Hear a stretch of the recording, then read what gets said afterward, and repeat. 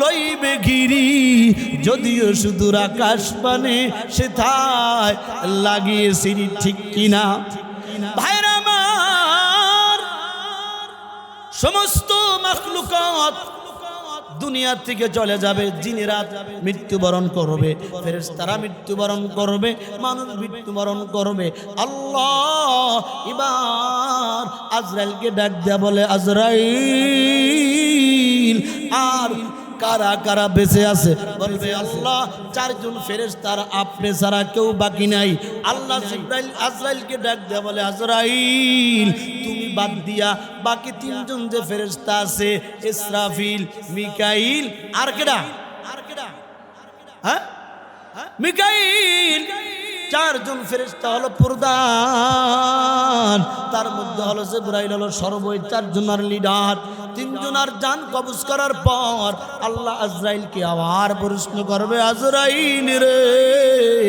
এখন আর কে মৃত্যুর বাকি আছে এবার আজরাইল ডাক দিয়া বলে আল্লাহ এখন মৃত্যুর বাকি আছে আল্লাহ তুমি আল্লাহ আর আমি মালাকুল মউত আজরাইল আল্লাহ ডাক দিয়া বলে মালাকুল মউত আজরাইল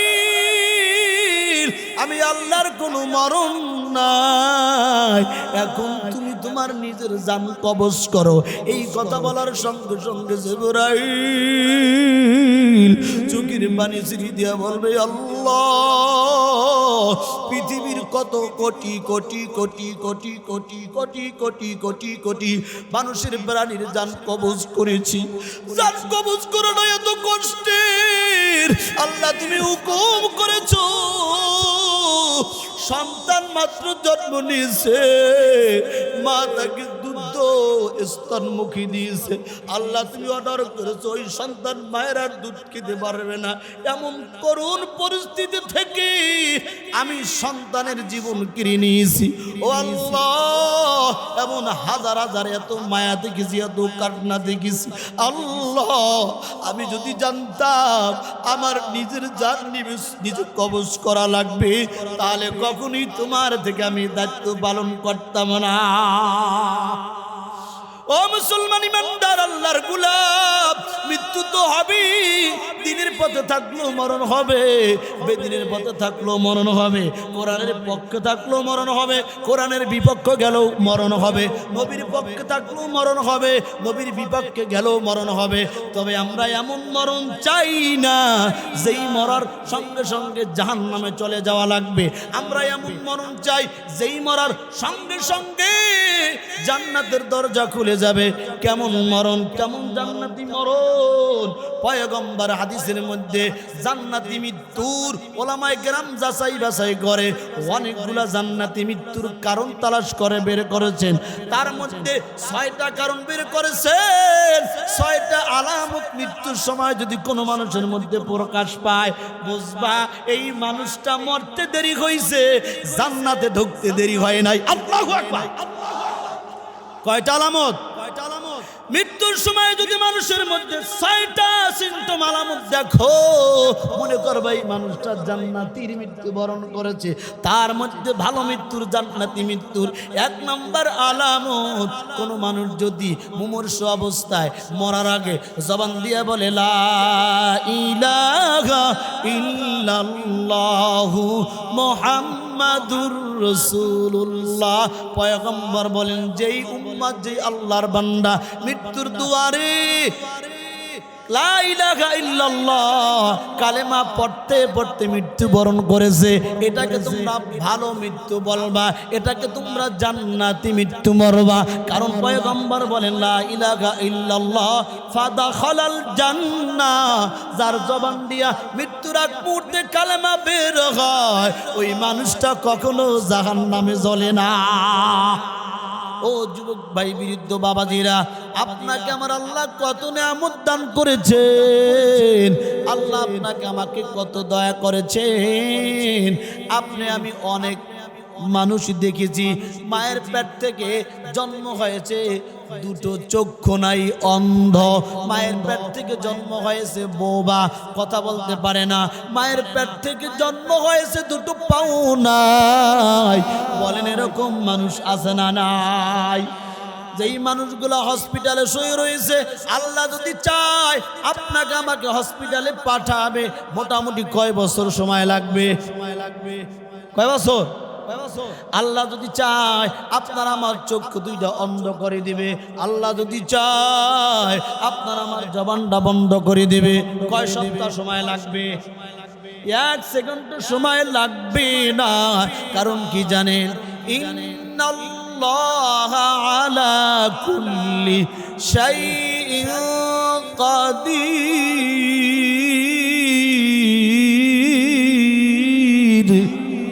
বলেন সর্বময় ক্ষমতার মালিক কে? সাউন্ড কার একটু বাড়ান যায়?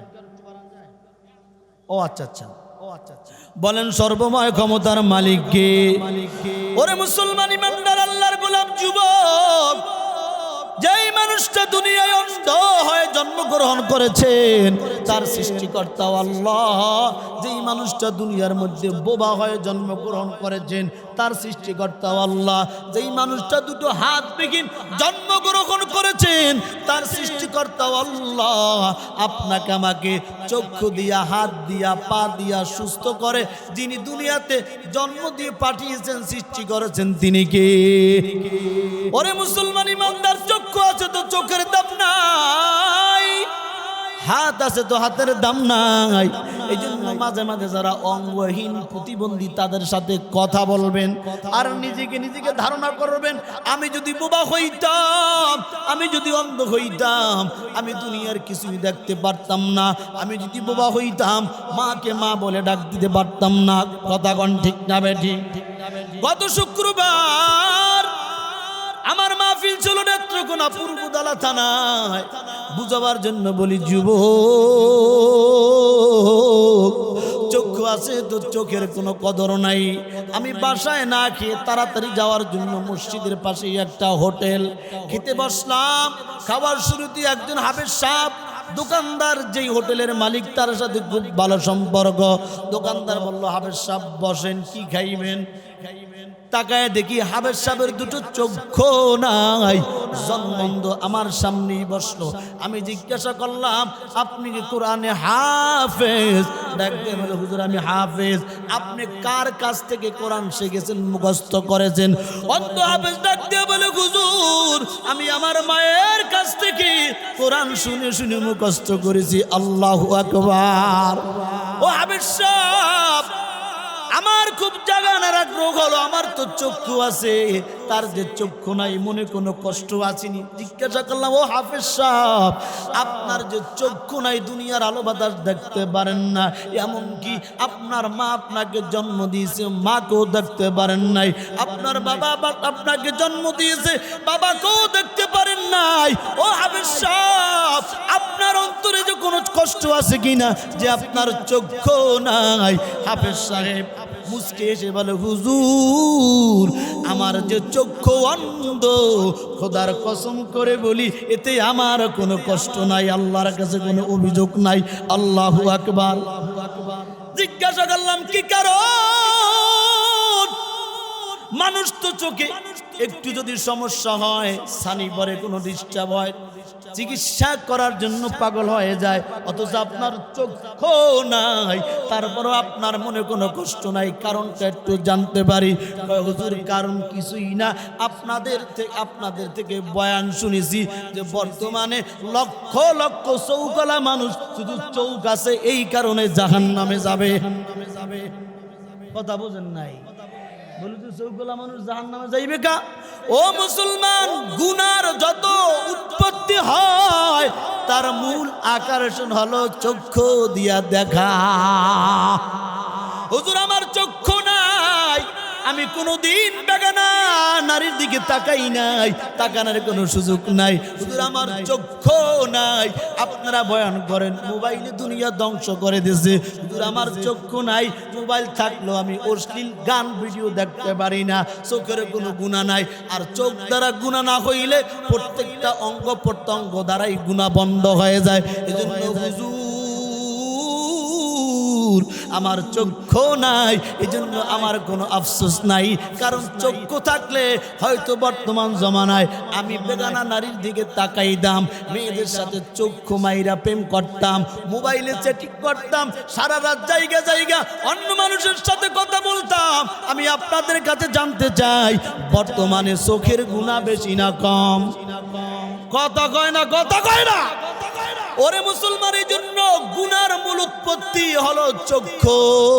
চক্ষু দিয়ে দেখার পরে কলবের মধ্যে তার কম্পন সৃষ্টি হয়ে যায়, ভালো লাগা ভালোবাসা তৈরি হয়। ওরে মুসলমান, রাস্তাঘাটে যেইভাবে মহিলাদের চলাফেরা, পুরুষদের রাস্তাঘাটে নামার কোনো এখন আর সুযোগই নাই। কথা বলেন। শহরে বাজারে দেখো নারীদের ঢল, পর্দাবিহীন তারা করে ঝলমল, অন্যকে তার দিকে আশেক বানায়, দেশটা আজি ধ্বংস নারীর বেপরদায়। সবার মুখে একই আওয়াজ, হায় হায় হায়। ইবলিসের বড় জ্বালা, বাংলাদেশে আগমন হয়েছে নারীর বেশে।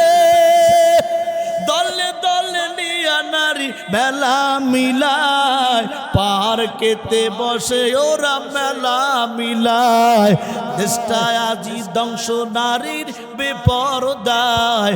সবার মুখে একই আওয়াজ, হায় হায় হায়। কথা কয় না, কথা বলে ঠিক কিনা?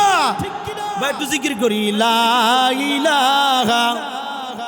মেহেরবানি করে জিকিরের তালে তালে।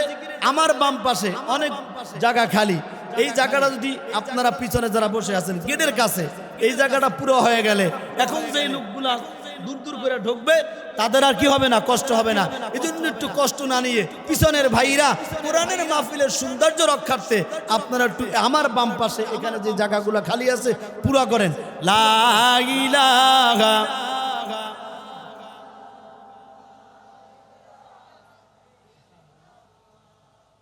লা ইলাহা। ও ভাই, একটা কথাই তো মানাইতে পারি নাই, খালি জায়গাটা পুরা করেন। তাহলে কোরআনের কথা তো অনেক কেমনে মানবেন, আমল করতে তো আরো কষ্ট কেমনে করবেন।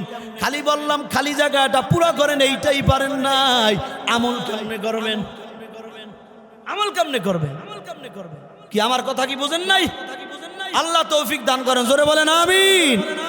ভাইয়ের আমার, তাহলে আপনার আমার চক্ষু থাইকা কত আফসোস, আর আল্লাহর বান্দার চক্ষু নাই, তারপরে কোনো আফসোস নাই।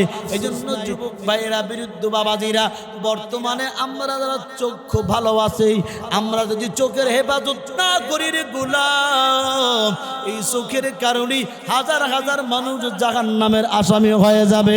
আল্লাহর কাছে দোয়া করি, ও দয়ার মালিক, তুই আমাদেরকে চোখের গুনাহ থেকে হেফাজত করো। আস্তে কনা আমি, আস্তে কনা আমি।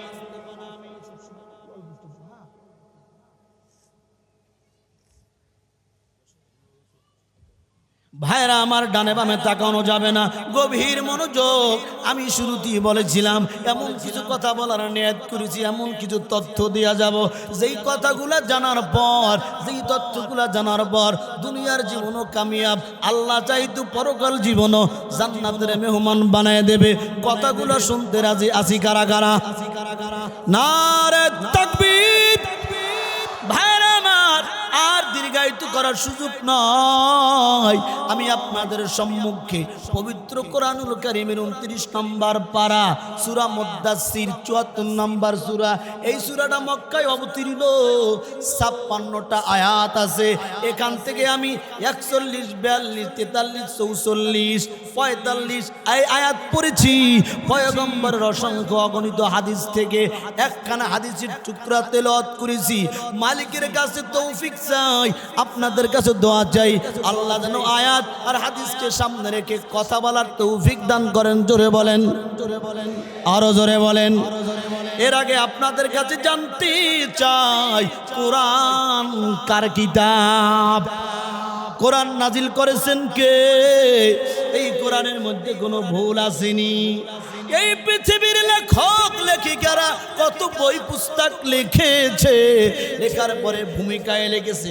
ও প্রিয় পাঠক বন্ধুগণ, অনেক কষ্ট করে, অনেক শ্রম দিয়ে, মেধা খাটাইয়া, রাত জায়গা, দিন জায়গা আমি পুস্তকটা লিখেছি।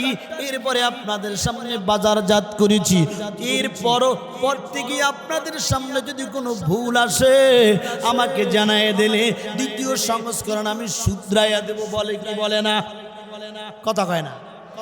কিন্তু আমার মালিককে দুহাত তুলে আল্লাহকে জোরে একটা ডাক দেন, আল্লাহ। এটা ফতুল্লাহর মুসলমানের ডাক হয় নাই। ফতুল্লাহ নারায়ণগঞ্জের মুসলমানের ইমানের শক্তি বেশি। কথা কয় না। আর মাদ্রাসা হইল ইমান ফ্যাক্টরি, ইমান তৈরি করার ফ্যাক্টরি, ইমানে ব্যাটারি চার্জ দেওয়ার ফ্যাক্টরি। এখানে আওয়াজ হইতে হবে অন্য জায়গার থেকে 14 গুণ বেশি। ঠিক তো আসতে, ঠিক তো আসতে। বলেন আপনার আমার রব কে? দুহাত তুলে বলেন কে? জোরে একটা ডাক দেন, আল্লাহু আকবার। এক সময় এই আল্লাহু আকবারের ধ্বনি বাংলাদেশে বলন যায় নাই। জঙ্গিবাদ উগ্রবাদ করছে। এখন সময়ের পরিবর্তনে জঙ্গিবাদ আর উগ্রবাদের খেলা বন্ধ হয়ে গেছে। আগামীর বাংলাদেশ আল্লাহু আকবার নারে তাকবীর সমর্থন করেওয়ালাদের বাংলাদেশ। ঠিক না বা ঠিক? ভাইরা আমার গভীর মনোযোগ। ওই আল্লাহ পাক রব্বুল আলামিন কোরআন নাজিল করে জানিয়ে দেয়, আলিফ লাম মিম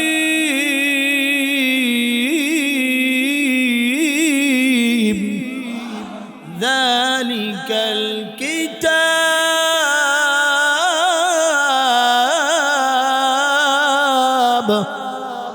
লা রাইবা ফীহি হুদাল লিল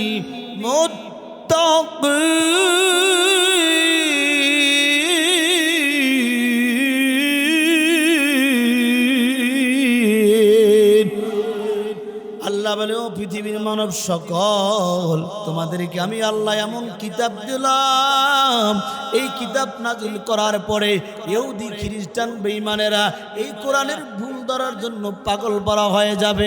আল্লাহ সেটা আগেই জানতেন।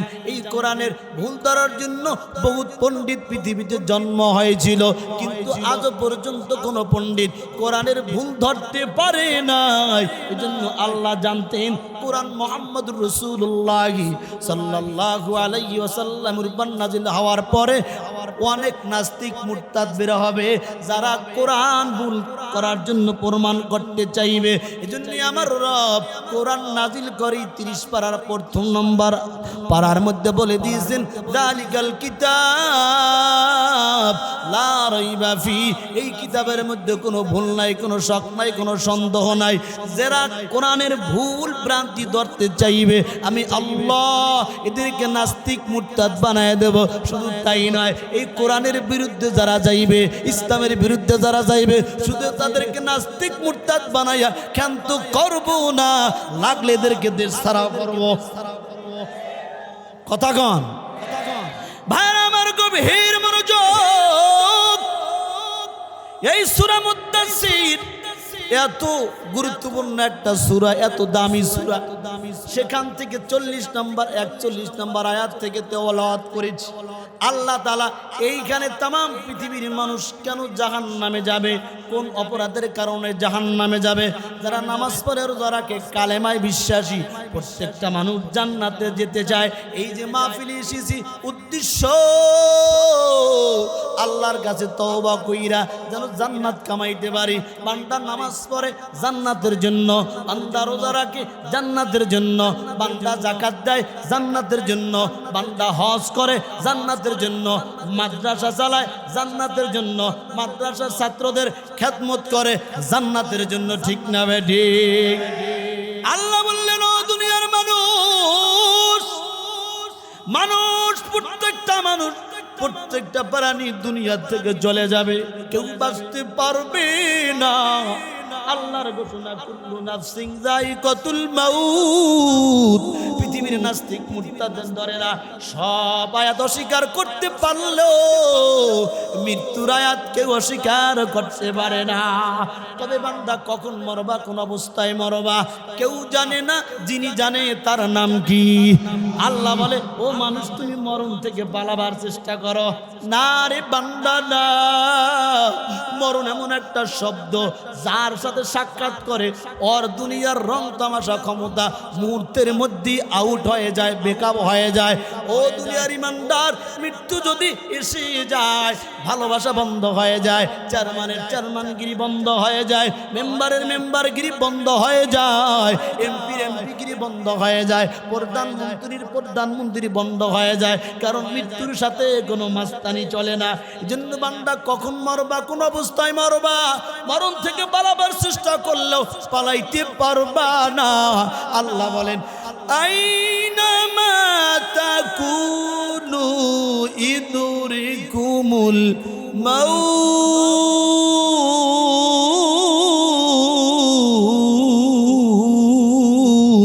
ওয়ালাউ কুনতুম ফি বুরুজিম মুশাইয়্যিদা। জোরে বলেন আল্লাহু আকবার। আল্লাহ বলে, মরণ থেকে যতই পালাও মরণ তোমায় লইবে ঘিরি, যদিও সুদূর আকাশ পানে সেথায় লাগিয়েছি। ঠিক কিনা ভাইরা আমার? সমস্ত মাখলুকাত দুনিয়া থেকে চলে যাবে, জিনেরা মৃত্যুবরণ করবে, ফেরেশতারা মৃত্যুবরণ করবে, মানুষ মৃত্যুবরণ করবে। আল্লাহ এবার আজরাইলকে ডাক দেয়া বলে, আজরাইল, আর কারা কারা বেঁচে আছে? বলবে আল্লাহ, চারজন ফেরেশতার আপনি ছাড়া কেউ বাকি নাই। আল্লাহ জিবরাইল আজরাইলকে ডাক দেয়া বলে, আজরাইল তুমি বাদ দিয়া বাকি তিনজন যে ফেরেশতা আছে, ইসরাফিল, মিকাইল, আর কেডা? হ্যাঁ, মিকাইল। চারজন ফেরেশতা হলো প্রধান, তার মধ্যে হলো জিবরাইল হলো সর্বই চারজনের লিডার। তিনজনের জান কবজ করার পর আল্লাহ আজরাইলকে আবার প্রশ্ন করবে, আজরাইল রে, এখন আর কে মৃত্যুর বাকি আছে? এবার আজরাইল ডাক দিয়া বলে, আল্লাহ এখন মৃত্যুর বাকি আছে আল্লাহ, তুমি আল্লাহ, আর আমি মালাকুল মউত আজরাইল। আল্লাহ ডাক দিয়া বলে, মালাকুল মউত আজরাইল, আমি আল্লাহর কোনো মরণ নাই, এখন তুমি তোমার নিজের জান কবজ করো। এই কথা বলার সঙ্গে সঙ্গে জিবরাইল চোখের পানি ছিঁড়ে দিয়া বলবে, আল্লাহ পৃথিবীর কত কোটি কোটি কোটি কোটি কোটি কোটি কোটি কোটি কোটি মানুষের প্রাণীর জান কবজ করেছি, জান কবজ করানো এত কষ্টের। আল্লাহ তুমি হুকুম করেছো, সন্তান মাত্র জন্ম নিয়েছে, মা তাকে দুধ স্তনমুখী দিয়েছে। আল্লাহ তুমি অর্ডার করেছো ওই সন্তান মায়ের আর দুধ খেতে পারবে না। এমন করুণ পরিস্থিতি থেকে আমি সন্তানের জীবন কিনে নিয়েছি। ও আল্লাহ, এমন হাজার হাজার এত মায়া দেখেছি, এত কান্না দেখেছি। আল্লাহ আমি যদি জানতাম আমার নিজের জান নিজে কবজ করা লাগবে, তাহলে কখনই তোমার থেকে আমি দায়িত্ব পালন করতাম না। ও মুসলমান ইমানদার আল্লাহর গোলাম, মৃত্যু তো হবেই। দিনের পথে থাকলেও মরণ হবে, বেদিনের পথে থাকলেও মরণ হবে, কোরআনের পক্ষে থাকলেও মরণ হবে, কোরআনের বিপক্ষে গেলেও মরণ হবে, নবীর পক্ষে থাকলেও মরণ হবে, নবীর বিপক্ষে গেলেও মরণ হবে। তবে আমরা এমন মরণ চাই না যেই মরার সঙ্গে সঙ্গে জাহান্নামে চলে যাওয়া লাগবে। আমরা এমন মরণ চাই যেই মরার সঙ্গে সঙ্গে জান্নাতের দরজা খুলে যাবে।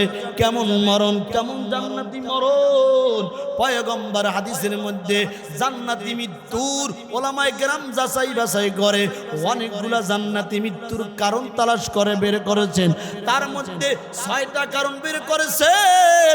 6টা আলামত মৃত্যুর সময় যদি কোনো মানুষের মধ্যে প্রকাশ পায়, বুঝবা এই মানুষটা মরতে দেরি হয়েছে, জান্নাতে ঢুকতে দেরি হয় নাই। আল্লাহু আকবার।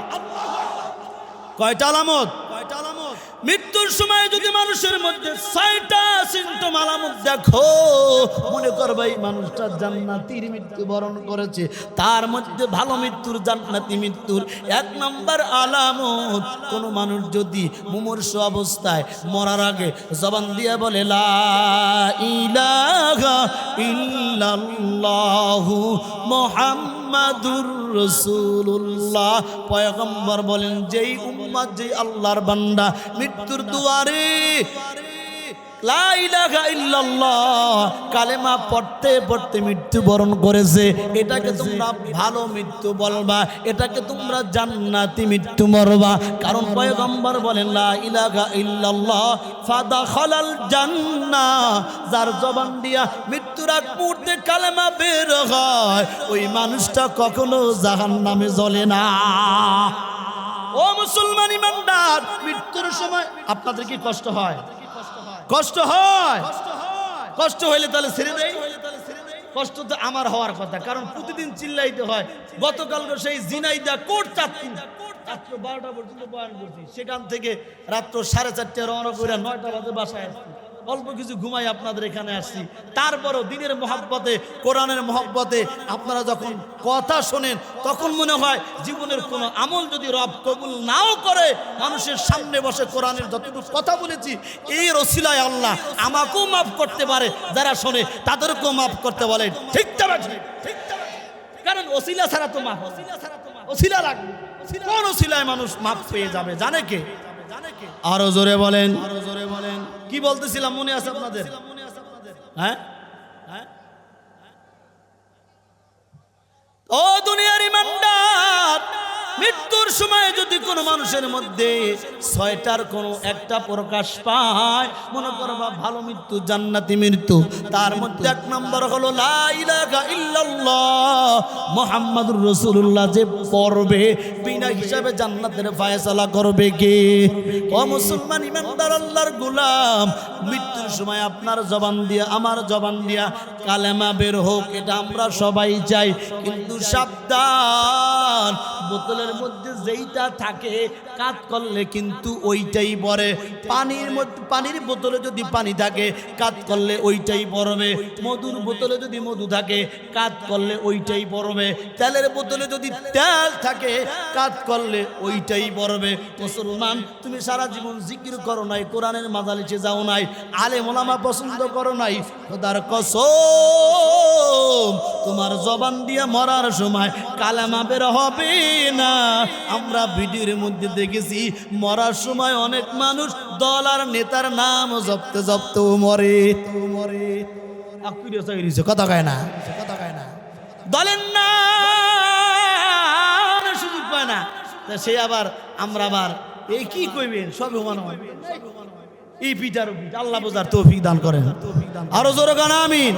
আমি সাধারণত মাহফিলের রাজনীতির কথা বলি না, মাঝে মধ্যে উদাহরণ তো চলে আসে।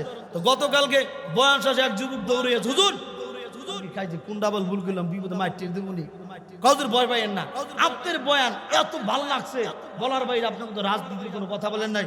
একাল কষ্ট করছে, একটা 500 টাকা আমি যাক, এটাও একটা বয়ান, কথা কয় না, আরো জোরে বলেন। ভাইরা আমার, কালেমা পড়তে পড়তে মরণ হইলে পরে জান্নাত দান করবে কে?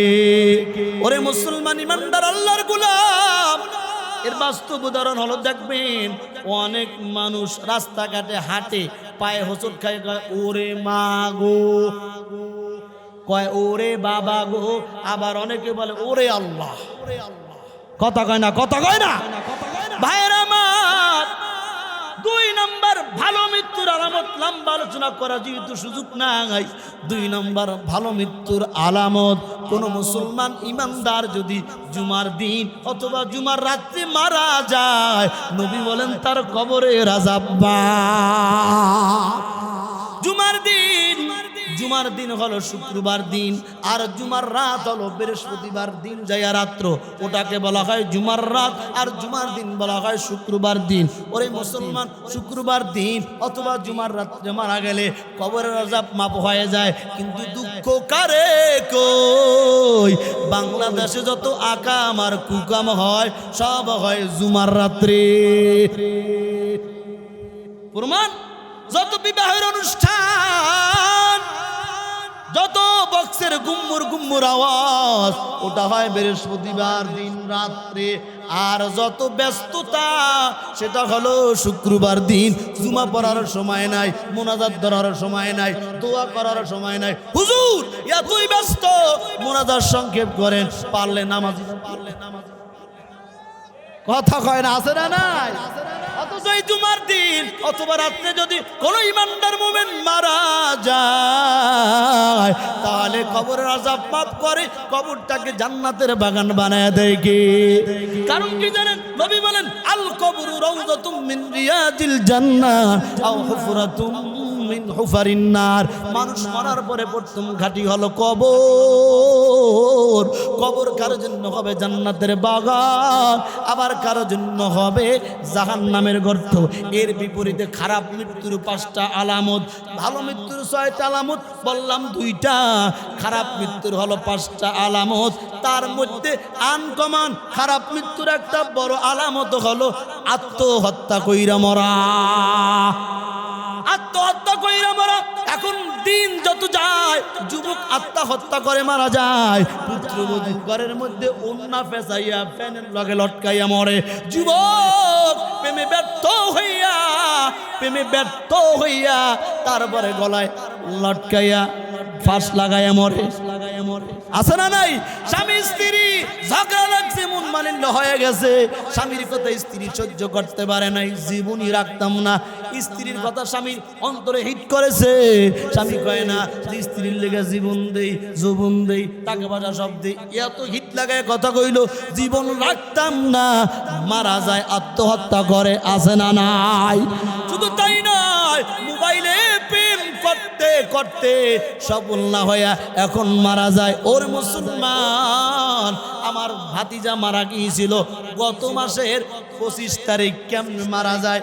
মিরপুর হাসপাতালের মর্গে গেলাম, মর্গে জিজ্ঞাসা করলাম লাশ কয়টা আছে? কয় হুজুর আপনার ভাতিজা সহ আরো 3টা, একটা আছে জোড়া লাশ। আমি জোড়া লাশ আর কি, গলাগুলি দড়িয়ে মরছে? কয় না, স্বামী আর স্বামী স্ত্রী একসাথে মরল কেমনে? কয় হুজুর স্বামীর মাথাটা কেমন জানি খারাপ হয়ে গেছে গা, স্ত্রীর এমন একটা দিছে, স্ত্রী জায়গায় বেকআপ হয়ে গেছে। স্ত্রীর খবর ভাইয়া, স্ত্রীর লোকজন আইয়া জামাইরে এমন দেওয়া দিয়েছে, জামাই জোরে কান নাউজুবিল্লাহ, জোরে বলেন নাউজুবিল্লাহ। তাহলে দুটোটা একসাথে গলাগুলি তীরে জাহান্নামে গেছে।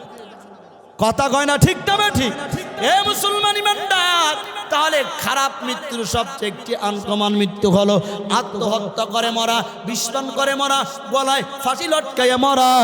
অধিকাংশগুলো যুবক আর যুবতীদের ক্ষেত্রে দেখা যায়। আল্লাহর কাছে দোয়া করি, আল্লাহ আমাদের যুব সমাজদেরকে তুমি আত্মহত্যার মৃত্যু থেকে হেফাজত করো, জোরে বলেন আমিন। আর একটা আনকমন খারাপ মৃত্যুর আলামত হলো কোনো মানুষ যদি নেশা করতে করতে, মদ খাইতে খাইতে মারা যায়। পয়গম্বর বলেন কোন মানুষ যখন মদের বোতল হাতে নেয়, ওই বান্দার ঈমান থাকে না, কারণ মদকে হারাম করেছেন কে?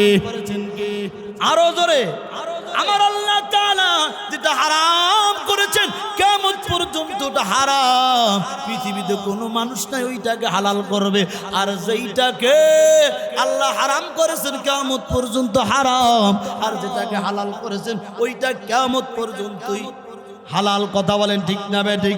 তাহলে নেশা করতে করতে, মদ খাইতে খাইতে, নবী বলেন যখন বান্দা মদের বোতল হাতে নেয়, ওই বান্দার আর কমন সেন্স থাকে না, ঈমান হারা হয়ে যায়। ওই সময় যদি মারা যায়, সঙ্গে সঙ্গে ঈমান হারা হয়ে মারা যাওয়ার কারণে খারাপ মৃত্যুর আলামত প্রকাশ পেয়ে গেল, এজন্য জাহান্নামে চলে যাবে।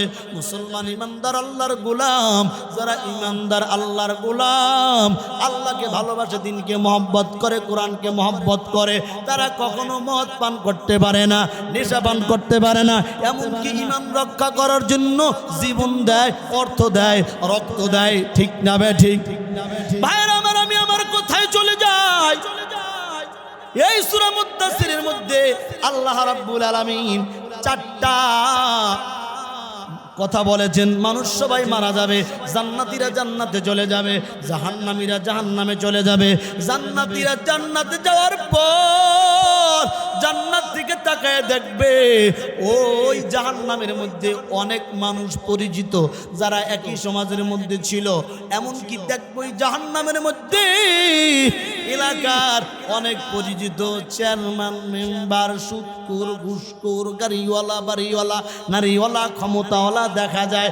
জান্নাতীদের মনে প্রশ্ন থাকবে, আল্লাহ, যেই মানুষগুলা জাহান্নামে দেখা যায় এরা তো আমরা একসাথে বাজার করছি, একসাথে বিবাহ সাথে অনুষ্ঠান খাইছি, একসাথে ঘোরাফেরা করছি। আল্লাহ, আমরা তো ভাবছিলাম দুনিয়াতে যেই শান শওকত মান মর্যাদা এরা মনে হয় আমাদের আগে জান্নাতে চলে যাবে, কিন্তু দেখলাম বিপরীত, জাহান্নামে চলে এসেছে।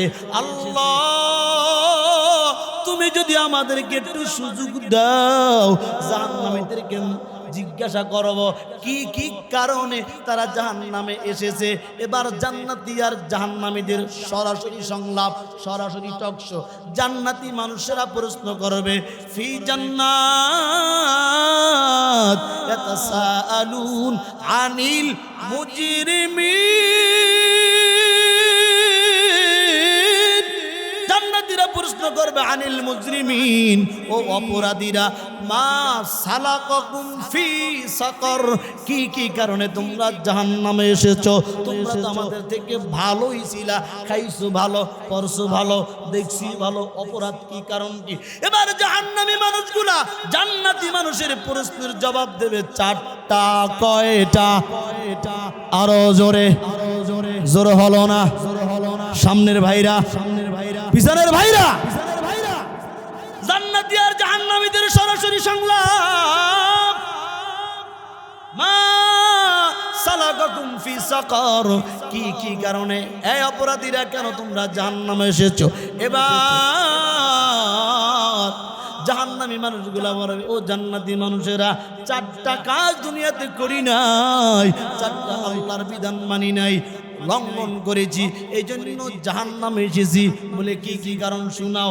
1 নাম্বার, জাহান্নামীরা উত্তর দেয়, ফি জান্নাত ইয়াতাসালুন আনিল মুজরিমিন মা সালাকাকুম ফি সাকার। এবার উত্তর দেবে জাহান্নামীরা, ক্বালু লাম নাকু মিনাল মুসাল্লিন,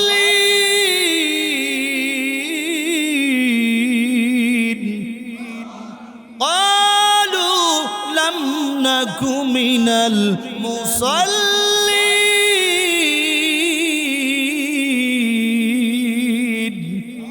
4 কারণের 1 নম্বর কারণ জাহান্নামীরা উত্তর দেয়। যত কারণে জাহান্নামে এসেছি তার 1 নম্বর কারণ হলো দুনিয়াতে মুসল্লি ছিলাম না, নামাজি ছিলাম না, নামাজ পড়তাম না। এ কথা বলে নাই, বলছেন নামাজি ছিলাম না, মুসল্লি ছিলাম না।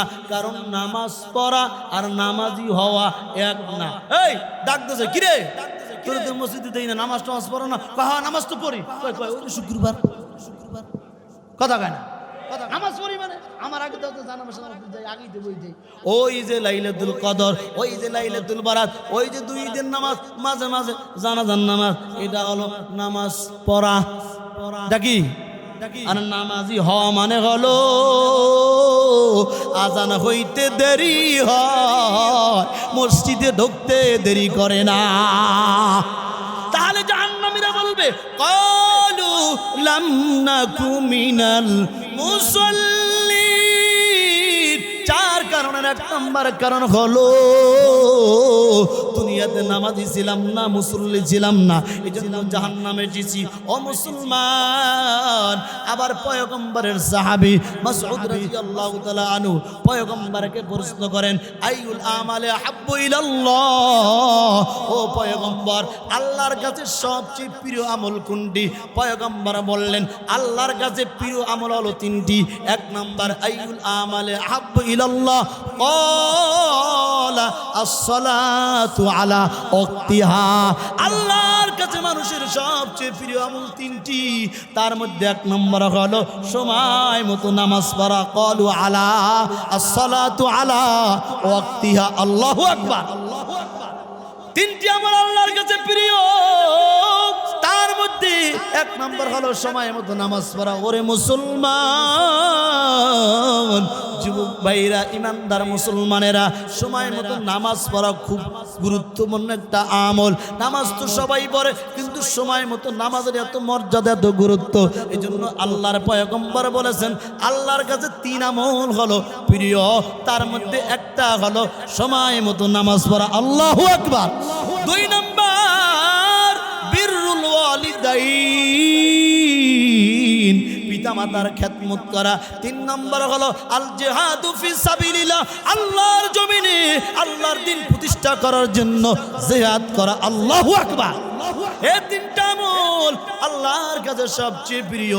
ওরে মুসলমান, ইমানদার আল্লাহর গোলাম, এক নম্বর হলো সময় মতো নামাজ পড়া, দুই নম্বর হলো বিররুল ওয়ালিদাইন, পিতামাতার খেদমত করা, তিন নম্বর হলো আল জিহাদু ফি সাবিলিল্লাহ, আল্লাহর জমিনে আল্লাহর দ্বীন প্রতিষ্ঠা করার জন্য জিহাদ করা, যুদ্ধ করা, জীবন দেওয়া, জান দেওয়া, মাল দেওয়া। কথা বলেন ঠিক না বেঠিক? ও মুসলমান, জান মাল তো দূরের কথা, জান মাল তো অনেক, জীবন তো অনেক দূরের কথা। আজকে আমরা মালই দিতে চাই না, সম্পত্তি দিতে চাই না, অথচ যদি সাহাবীদের জীবন দেখেন, অতীতের বুজুর্গদের জীবন দেখেন, তারা দেখবেন সম্পদকে মায়া করে নাই, ক্ষমতাকে মায়া করে নাই, জীবনকে আল্লাহর জন্য উৎসর্গ করে দিয়েছে, জীবনের মায়া নাই। কারণ ইমানদারের জন্য তুহফাতুল মুমিনিন মাউত, ইমানদারের জন্য হলো মৃত্যু হাদিয়া। ওরে মুসলমান, একজন যুবকের ঘটনা আমার মনে পড়ে যায়, কেমন ইমান, সব কিছু দিয়ে দেয়, জীবন দিয়ে দেয়, তারপরও ইমান দেয় না। মুসলমান ইমানদার পয়গম্বর মুহাম্মদুর রাসূলুল্লাহ সাল্লাল্লাহু আলাইহি ওয়াসাল্লাম, মুসলিম শরীফের হাদিসের ঘটনা।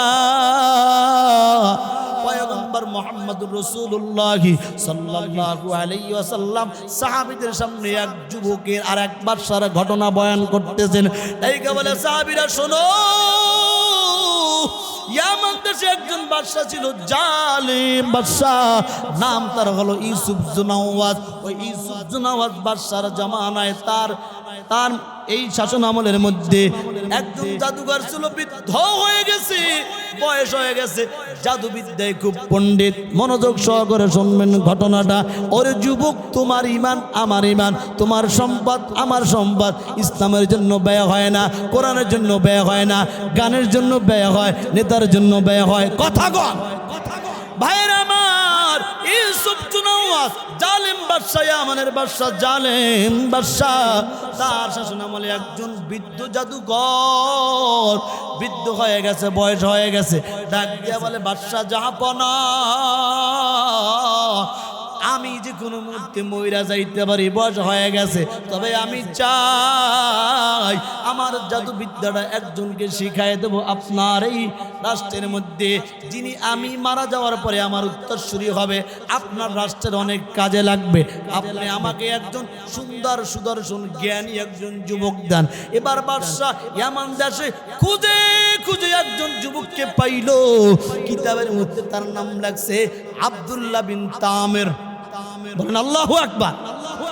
ইউসুফ জুনাওয়াজ ডাক দেওয়াল, আব্দুল্লাহ বিন তামির, তোমাকে অনেক খোঁজাখুঁজি করার পরে তোমাকে পেয়েছি, তোমার বলে জ্ঞান ভালো, বুদ্ধি ভালো, চেহারাটাও সুন্দর, তোমাকে আমার রাজ্যে একটা চাকরি করতে হবে। চাকরিটা কি জানো?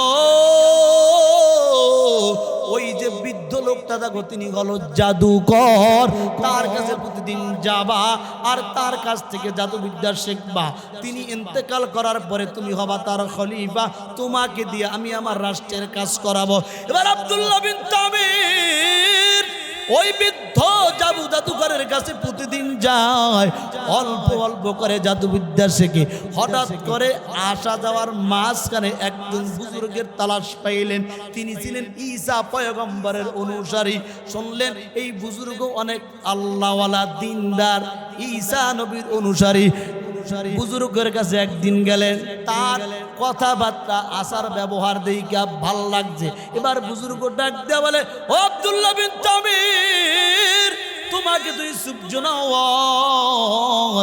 জাদুবিদ্যা শেখার জন্য নিয়োগ দিয়েছে, সাবধান তুমি আমার কাছে আইসো না।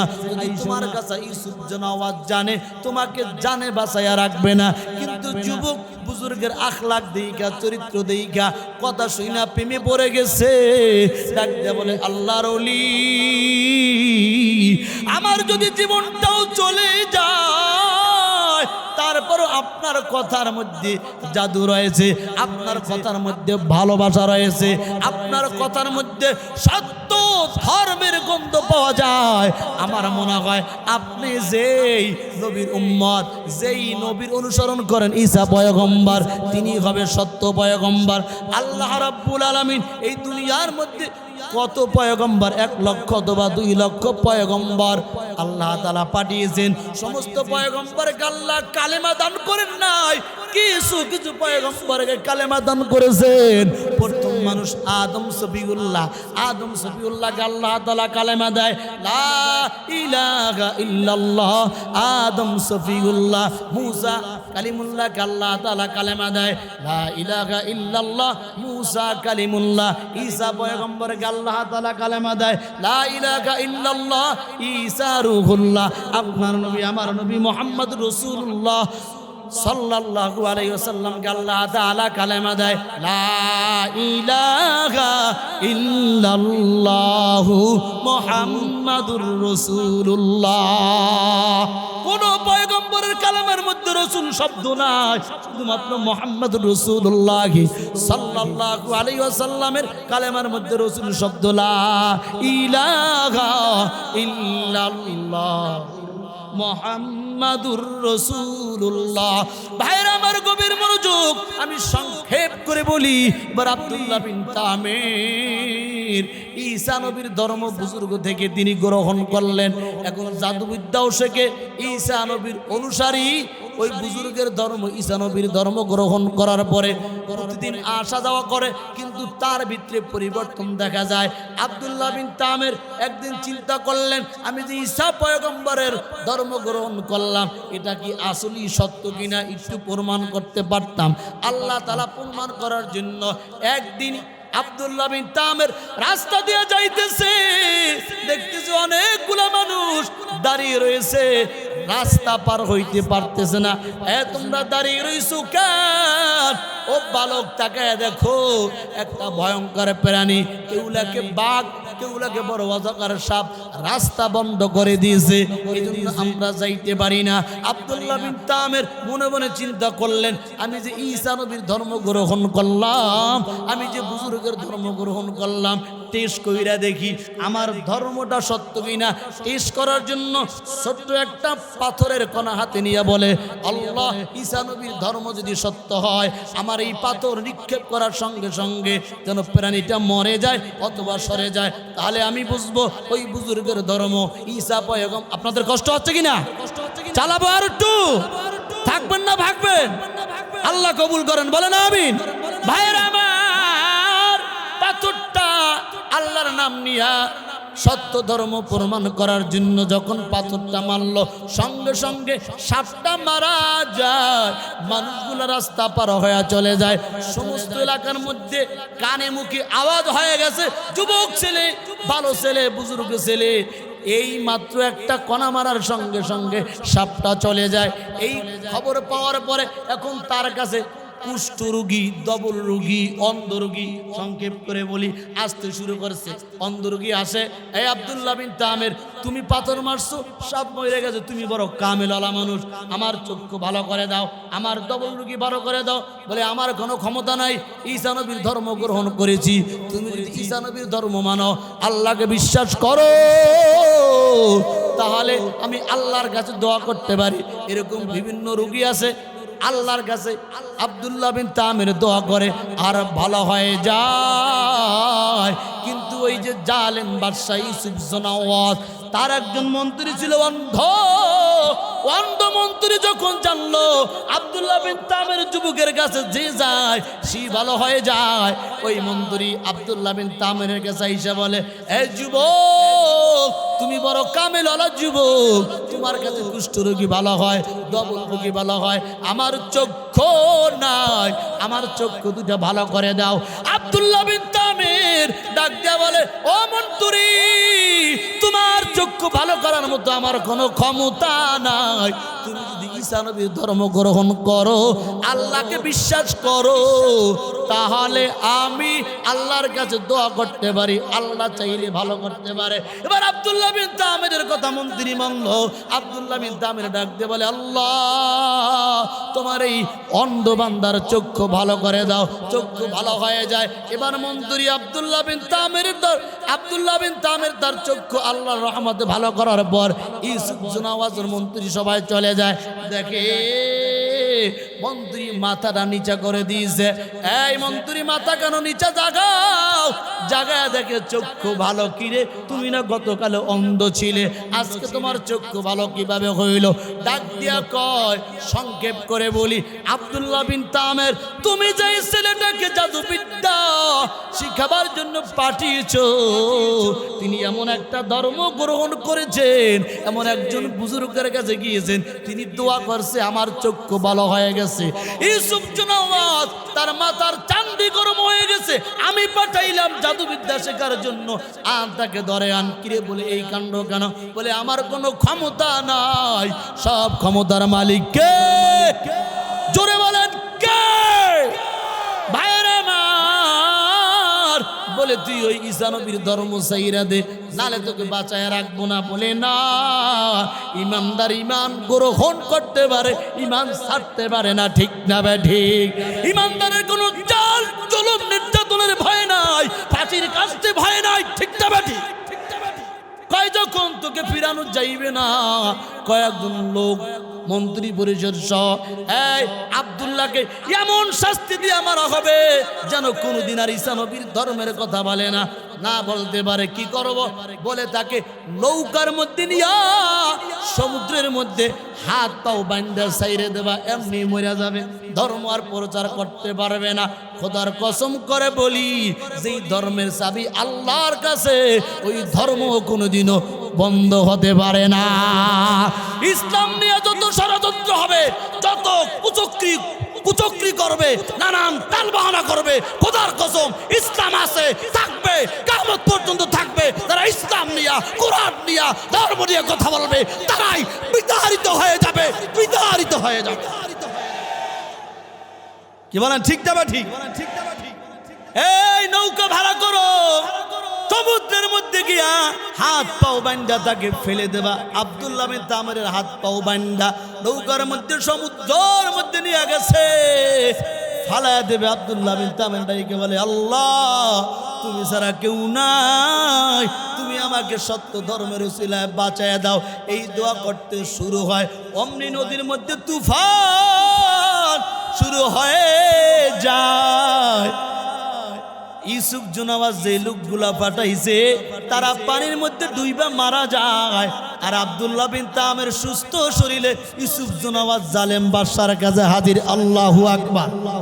কিরে, তোকে না মারতে পাঠাইলাম, লোকজন কই? বলে, কেমন ধর্ম মানি জানো না? আমাকে আল্লাহ বাঁচায় দিয়েছে, আর তুই যাদেরকে আমাকে শেষ করার জন্য পাঠাইছো, তাদেরকে আল্লাহ নদীতে চুবাইয়া মারছে। বলে, তুই এখনো ঠিক হস নাই, আরো কঠিন ভাবে শাস্তি। আরো কয়েকজন লোক ফিট করছে, এবার তাকে পাহাড়ের চূড়ায় নিয়ে যাবা। পাহাড়ের চূড়ায় নিয়া হাত পাও বান্দা পাহাড়ের চূড়া থেকে ছেড়ে দেবা, গড়ায়া গড়ায় পইরা মইরা যাবে, ঈসা নবীর ধর্ম শেষ হয়ে যাবে। এবার কয়েকজন লোক আব্দুল্লাহ বিন তামেরকে পাহাড়ের চূড়ায় নিয়ে গেছে, হাত পাও বান্দা যখন ছাড়বে এমনি পাহাড়ের মধ্যে আল্লাহ এমন জালজালা পয়দা করে দিয়েছে, যাদেরকে পাঠাইছে তারা পাহাড় থেকে গড়ায়া গড়ায়া পইরা সব পইরা গেছে। আল্লাহ আব্দুল্লাহ বিন তামেরকে বাঁচাইয়া আবার ইউসুফ জুনাওয়াজ জালেম বাদশার দরবারে হাজির করে দিয়েছে। আল্লাহু আকবার। তাইকে বলে কিরে আব্দুল্লাহ, এবার ওকে তুই মরো নাই? বলে মরাটা কি সহজ নি? তুমি তো হায়াতের মালিক না, মওয়াতের মালিক না, জীবনের মালিক না। তুমি আমাকে হাজার চেষ্টা করো মারতে পারবা না। আমাকে যদি মারতে হয় আমি যেই পদ্ধতি শিখায়া দেব এই পদ্ধতি যদি গ্রহণ করতে পারো তাহলে আমাকে মারতে পারবা। কেমন যুবক মৃত্যুর জন্য পদ্ধতি শিখায়া দেয়, হাসি মুখে মৃত্যুবরণ করে নাই। ওরে মুসলমান ইমানদার যুবক, আল্লাহর গোলাম, আমরাও তো বলি ইসলামের জন্য, কোরআনের জন্য জীবন দেব, রক্ত দেব, এই কথা বইলা স্লোগান দেই। কাজের বেলায় পুলিশ যখন পিটা শুরু করে, যে ব্যক্তি জোরে জোরে স্লোগান দিয়েছে অফিসান থেকে আগে পালায়। কথা বলেন ঠিক না বেঠিক? তাহলে মুসলমান ইমানদার যারা আল্লাহকে বিশ্বাস করে, কোরআনকে বিশ্বাস করে, তারা দুনিয়ার রং তামাশা ক্ষমতাকে অস্থায়ী মনে করে, ক্ষণস্থায়ী মনে করে, চিরস্থায়ী না। আব্দুল্লাহ বিন তামের যুবক মানুষ জীবন দেওয়ার জন্য প্রস্তুত হয়ে গেছে। ও জালেম বাদশাহ, তুমি আমাকে মারতে পারবা না, আমি তোমাদেরকে পদ্ধতি শিখায় দেই কেমন মানুষ ইমান রক্ষা করার জন্য ময়রা যাবে। ওর মুসলমান ইমানদার আল্লাহর গোলাম, এই যে মাদ্রাসা দেখেন, মসজিদ দেখেন, এইটাকে বন্ধ করার জন্য ষড়যন্ত্র আছে না নাই? কিন্তু যেই দেশে 90% মুসলমান, এই দেশ থেকে কখনো কোরআনের আওয়াজ বন্ধ হবে না, আজানের আওয়াজ বন্ধ হবে না। যারা বন্ধ করতে চাইবে তাদের কি বাংলাদেশের জনগণ বন্ধ করে দেবে? ঠিক না বেঠিক? ইহুদি খ্রিস্টানেরা চায় মাদ্রাসা বন্ধ হয়ে যাক, মসজিদ বন্ধ হয়ে যাক, আর বাংলাদেশের মুসলমান এমন কোরআন প্রেমিক, এমন ইসলাম প্রেমিক, এমন ধর্মপ্রিয়, তারা জীবন দিয়া, জান দিয়া, অর্থ দিয়া প্রতিষ্ঠানগুলো চালায়। ঠিক না বেঠিক? যার বাস্তব নমুনা এই খানকা মাদ্রাসা সহ বাংলাদেশে হাজার হাজার কওমি মাদ্রাসা আছে, যেই মাদ্রাসাগুলা আপনাদের মতো সাধারণ মানুষের দান, সদকা, সহযোগিতায়, ভালোবাসায় চলে। কথা বলেন ঠিক না বেঠিক? যেই দেশের মানুষ চান্দা দিয়া, বুদ্ধি দিয়া, পরামর্শ দিয়া ধর্ম চর্চা করে, কোরআন চর্চা করে, ওই দেশে কোনোদিনও ধর্ম বিলীন হবে না, হবে না, হবে না, হবে না। কথা বলেন ঠিক না বেঠিক? ওরে মুসলমান, লম্বা আলোচনা, এত আলোচনা আমি করতে পারবো? আমিও বুঝি নাই, কত কথা রয়ে গেছে, বলার সুযোগ নাই, কোনোদিন বলবো। তবে মুসলমান, আমাদের এই প্রাণের প্রতিষ্ঠান, কোরআনের প্রতিষ্ঠান, ইসলামের প্রতিষ্ঠান, এটা থাক আমরা চাই কি চাই না? ওরে মুসলমান, আপনি আমি যে কোনো মুহূর্তে মারা যাইতে পারি, মারা যাওয়ার সঙ্গে সঙ্গে নামাজ পড়ন যায় না, রোজা রাখুন যায় না, যাকাত দাওন যায় না, হজ করন যায় না, কিন্তু পয়গম্বর উম্মতের পদ্ধতি শিখায় দিস। উম্মত মারা যাওয়ার পরও তোমার কবরে যেন নেক যাইতে থাকে, এই জন্য কিছু পদ্ধতি শিখায় দিয়েছে। 1 নম্বর পদ্ধতি হলো এমন কিছু কাজ দুনিয়ার জমিনে উম্মত আল্লাহর বান্দারা করবা, মরার পরে কেউ দোয়া করুক বা না করুক, অটোমেটিক্যালি কবরে সব যাইতে থাকে।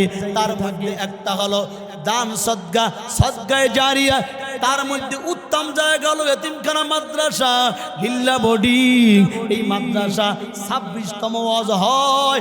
এই মাদ্রাসা থেকে শত শত হাফেজ ঘুমায়রা, ওইটা উযু কইরা তাহাজ্জুদের নামাজ পড়া দোয়া করে, আল্লাহ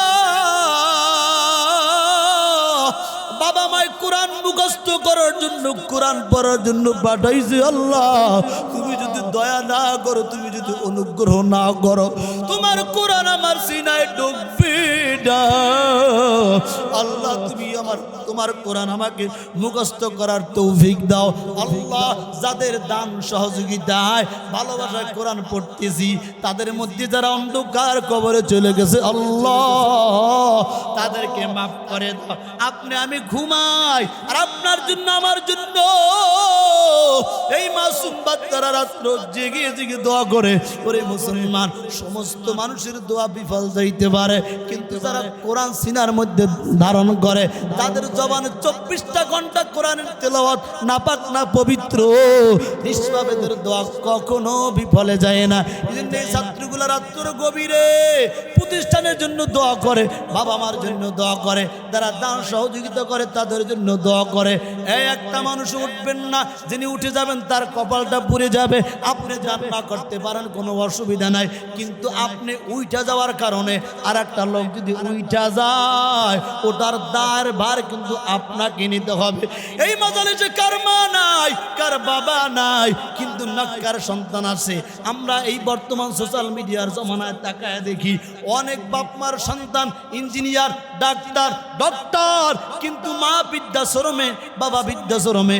কয়েকদিন আগে একটা ভিডিও দেখলাম, জনম দুঃখিনী মা বৃদ্ধাশ্রম থেকে ভিডিও বার্তা দিয়েছে, আমার সন্তানকে 4টা 5টা আমি টিউশনি পড়াইছি, এখন তাকে ইঞ্জিনিয়ার বানাইলাম, তাকে ধর্ম শিখাই নাই, কোরআন শিখাই নাই, এখন আমার জায়গা হলো বৃদ্ধাশ্রমে।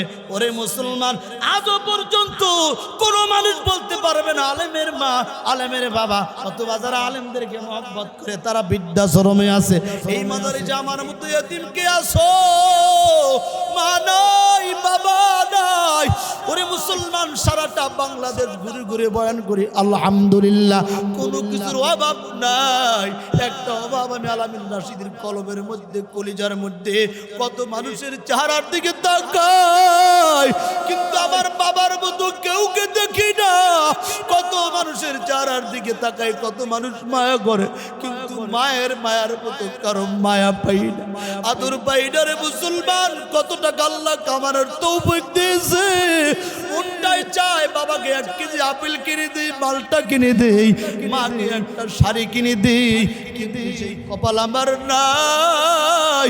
আপনাদের কাছে দোয়া চাই, আল্লাহ যেন আমার মার বাবাকে জান্নাতের উঁচু মাকাম দান করে। জোরে বলেন আমিন, আমিন।